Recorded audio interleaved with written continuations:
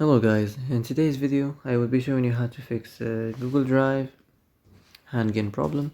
So the answer is easy, just go to the settings and then scroll down to the apps section.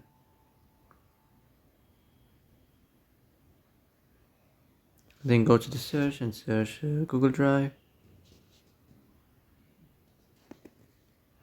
And then go to the storage, and here you will find this clear cache option, click on it.